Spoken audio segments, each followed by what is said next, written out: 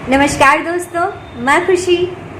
आपको कभी ऐसा लगा है कि आप हमेशा अच्छा करते हो या अच्छा व्यवहार करते हो तो भी आपके साथ बुरा हो जाता है, या फिर बुरा होता है तो आपके मन में सवाल उठता है कि मेरे साथ ऐसा क्यों?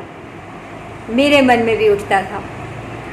एक बार मेरे साथ जब इस तरह से व्यवहार हो रहा था तो मैंने सोचा कि मैं बड़ी दुखी हो गई कि मेरे साथ यार ऐसा क्यों होता है। मैं किसी के साथ जब बुरा नहीं कर रही तो मेरे साथ लोग ऐसा क्यों कर रहे हैं। तो फिर मैं एक पंडित जी से जानती थी, वो मेरे मित्र हुए।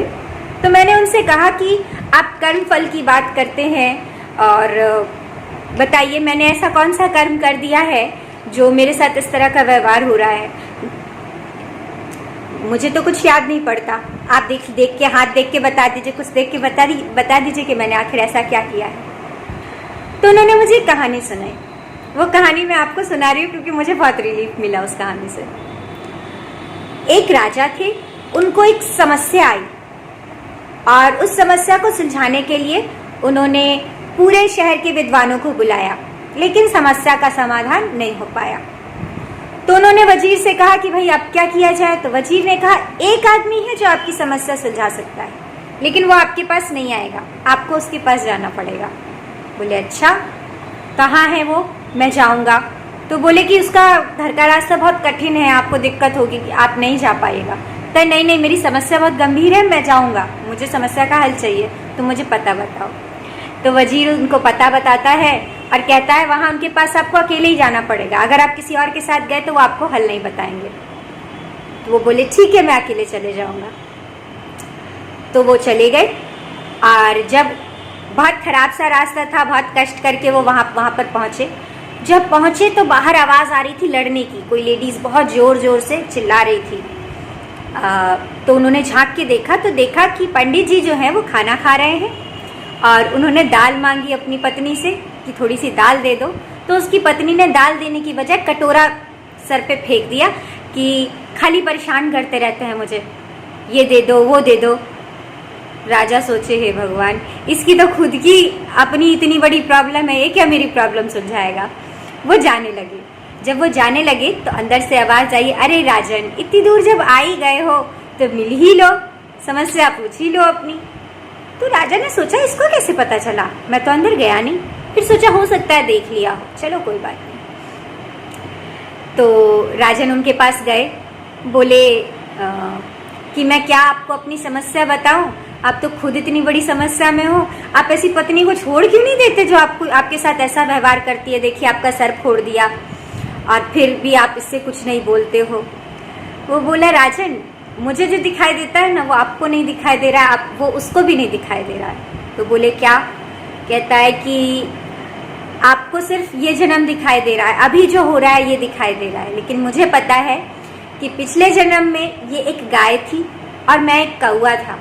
ये लाचार गाय थी और मैं इसको खोद खोद के काटता था। ये ना भाग सकती थी ना उठ सकती थी क्योंकि इसके टांग ठीक नहीं थी, और मैं इसको खोदा करता। तो मैंने जो इसको कष्ट दिया हुआ है उस कष्ट को मैं अभी, ये मेरी पत्नी के रूप में आई है, मैं इसको भुगत रहा हूँ। अगर मैं आज इसके साथ वही व्यवहार करूँगा या फिर इसका कर्मफल फिर मुझे भोगना पड़ेगा। इसीलिए मैंने जो कर्म किया मैं उसको काट रहा हूँ, और ये चीज़ आपको नहीं दिखाई दे रही, ये चीज़ उसको भी नहीं दिखाई दे रही, लेकिन मैं चुपचाप इसको भोग रहा हूँ क्योंकि मैंने किया हुआ है। तो ये कहानी जो है ये एक तरह से कर्मफल पे आधारित है।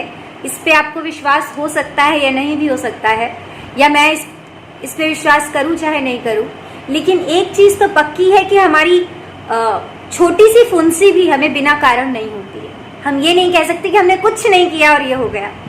ऐसा ये तो मैं अपने अनुभव से कह सकती हूँ कि कुछ ना कुछ जरूर होता है। हमारे हर एक्शन का रिएक्शन होता है। अब पिछला जन्म होता है कि नहीं होता है, पिछले जन्म का क्या होता है नहीं होता है, लेकिन कुछ तो जरूर होता है कि कुछ चीज़ें हमको समझ नहीं आती है, तो उसके पीछे कुछ चीज़ें तो होती है ज़रूर। जब से मैंने ये स्टोरी सुनी तो मुझे ये चीज़ समझ में आई कि बहुत बार हमारे साथ ऐसा होता है जो हमने नहीं किया होता। तो हमको जहाँ तक हम बच सकते हैं बचने की कोशिश करना चाहिए, लेकिन जहाँ नहीं बच सकते वहाँ अपनी तकलीफ़ को ये मान के आगे बढ़ जाना चाहिए कि चलो ये हमारे जीवन में आई है, हमें सहनी पड़ेगी और इसके साथ हम गुजर जाएंगे। तो फिर क्योंकि कुछ ना कुछ हिसाब किताब तो होता है, अगर किसी के साथ अच्छा हो रहा है, किसी के साथ बुरा हो रहा है, तो कहीं ना कहीं सिंचित कर्म कुछ ना कुछ तो होता ही है। बहुत डिटेल में मुझे भी चीज़ें मालूम नहीं है, लेकिन कुछ अनुभव जो मुझे हुए हैं वो ये समझ में आता है कि ये ब्राह्मण बहुत नियम से चलता है, ये हमारे साथ कभी अन्याय करता ही नहीं है और हम अपने आप को दूध का धुला समझते हैं, वो होते नहीं है। ठीक है, तो हम देखते नहीं है कि बाप बेटे जो होते हैं वो अक्सर बाप को कष्ट देते हैं। तो कहीं कहीं लिखा होता है कि जिसको आपने सबसे ज़्यादा कष्ट दिया हो ना, वो अगले जन्म में आपका बेटा बन के आता है, तो आप ना उसको कुछ बिगाड़ सकते हो और उसके दिए हुए कष्ट को आपको प्यार से सहना भी पड़ता है। अब पता नहीं कितना सच है कितना झूठ, लेकिन मैं ये मान लेती हूँ और मान लेती हूँ तो इससे संतुष्टि होती है और खूबसूरती से आगे बढ़ा जाता है। थोड़ी सी तकलीफें भी होती हैं तो